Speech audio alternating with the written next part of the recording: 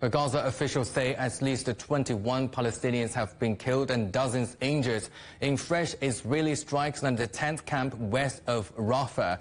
It comes amid international condemnation over Israel's strike on Sunday, which hit a displacement camp in Rafah, killing 45 Palestinians, many of them children.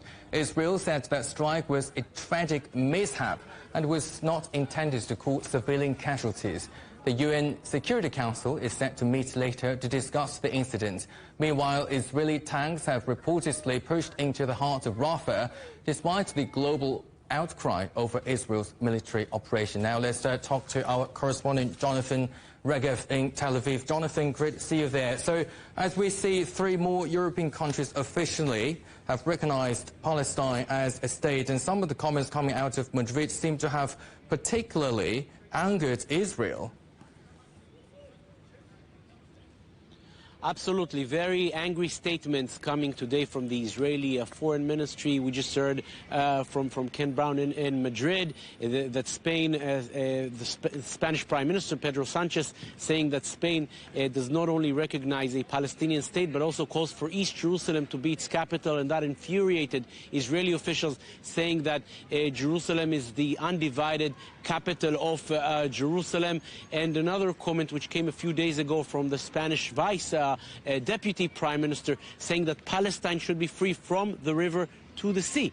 And the Israeli Foreign Minister Israel Katz saying that those comments coming from such a high figure in Spain as the Deputy Prime Minister show that Spain, at least officially, has the same beliefs such as Hamas, such as Hezbollah, saying that Israel should no longer exist, and therefore a lot of anger in the Israeli Foreign Ministry regarding these comments coming from Spain. And as you mentioned, for the moment we're speaking of 3 European countries, Spain and also Ireland and Norway. More countries could perhaps join. We're hearing Slovenia might also declare it recognized as a Palestinian state. That may happen as early as this week, and all this causes a lot of concern among diplomats in Jerusalem.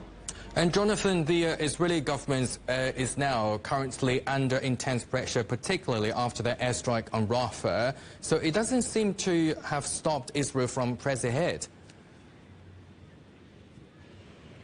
No, first of all, we heard today that Israeli tanks have gone further west into Rafah, further expanding that operation. That on one hand, and on the other hand, just minutes ago, the Israeli, the IDF spokesperson, Rear Admiral Daniel Hagari, presenting the preliminary findings of the Israeli investigation into that strike on Rafah on Sunday evening. Rear Admiral Hagari saying that Israel attacked a site that was at a distance of 47 meters from Hamas launchers, and about a kilometer away from from areas where civilians were located. Also adding that Israel used the smallest possible explosives, 17-kilo explosives, which were not meant to create such a damage in the area, but there were things in the area which may have caused that fire to ignite. Israel not saying officially, but Israeli officials do believe that it was Hamas ammunition that was stored in this area. And once those the Israeli bombs came in, which again Israel stresses are the smallest possible, but once those bombs were targeting the Hamas officials that were in the area, they also ignited the explosive, the Hamas ammunition in the area, and that ignited the fire, which killed tens of civilians. Israel trying to, of course, understand what exactly happened there, but Israel also understands that when we speak of tens of civilians that were killed in that specific strike, as good as the explanations may be, it will create a lot of criticism from all over the world, and we're seeing it happening already. Thanks, Jonathan. That is our correspondent, Jonathan Regev in Tel Aviv.